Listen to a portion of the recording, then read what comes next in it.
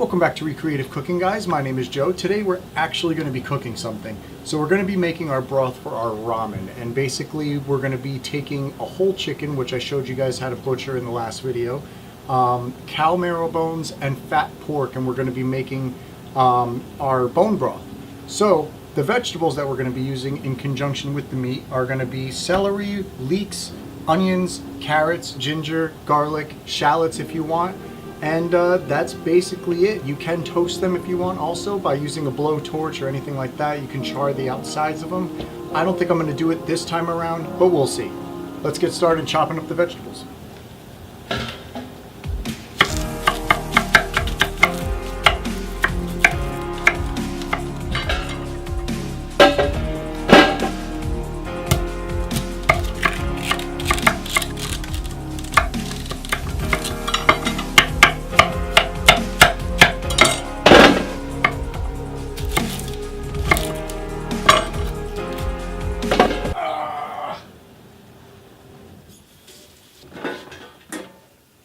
I'm capping these. I can't cry anymore.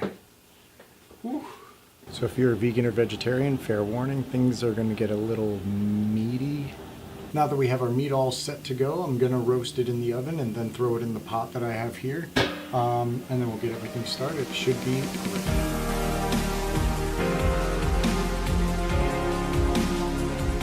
I'm going to throw this all in the oven now for 450 for about 20 minutes, 25 minutes or so, until it gets really nice and brown.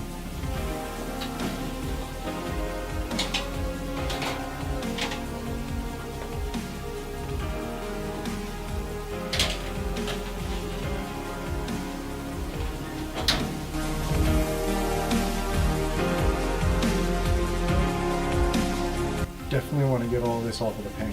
This is all good stuff. I'm actually going to scrape all this as well.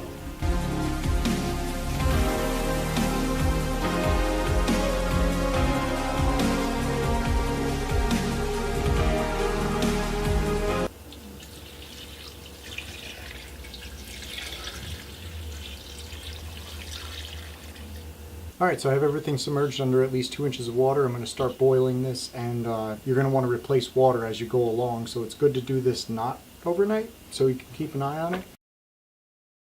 It's the next morning, can you tell?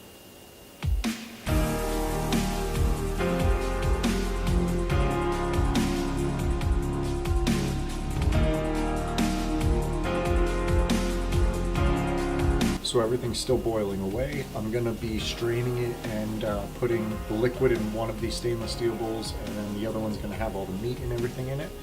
I figured stainless steel just because it's gonna be very hot and it needs to cool. Then I'll be putting it into my mason jars.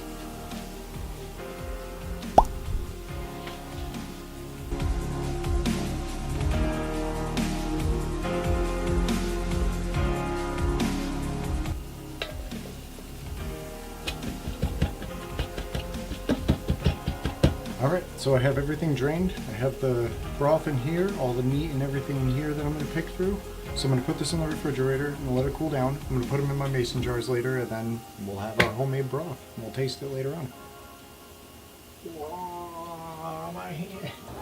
Alright, before we put our broth into our mason jars, we're going to put it in the fridge for a little bit so it can cool down. Alright, so after it's cooled, you're going to skim the fat off, and then you're going to pour it into your mason jars. This probably won't fit into just this. I'll probably have to grab 1 or 2 other jars, but I'll deal with that when we get to it.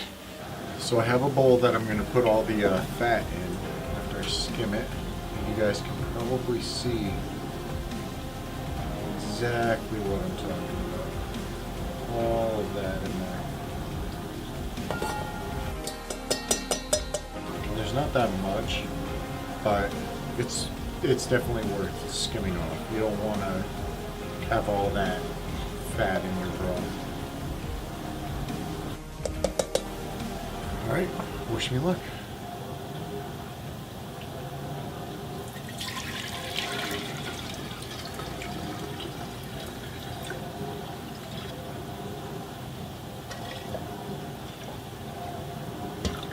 Which one of you guys didn't wish me luck?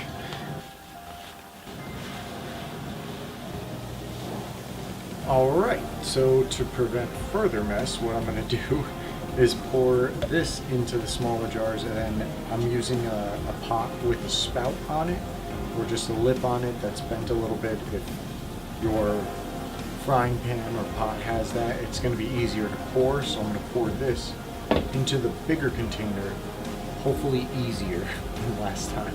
Hopefully this works.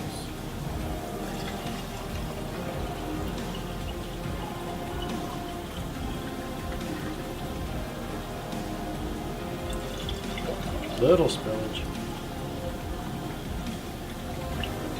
Nothing compared to the monsoon we just had. All over my counter.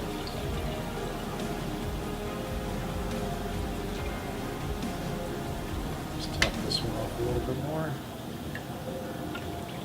Making too much of a mess. Last one.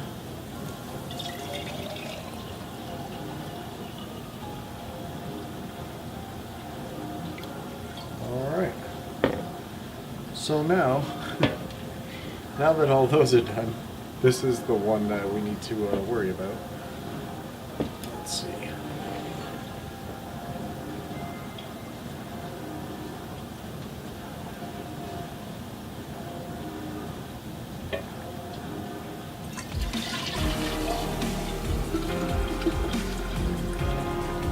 So much better.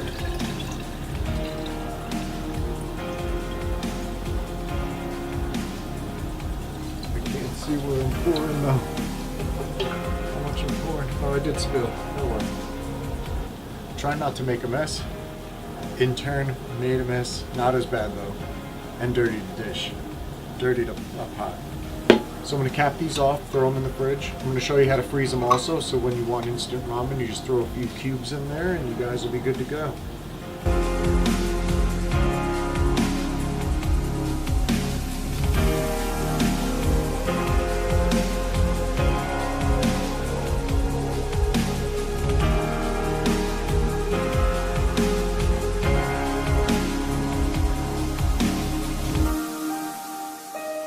Sorry about all the t-shirt changes in this video.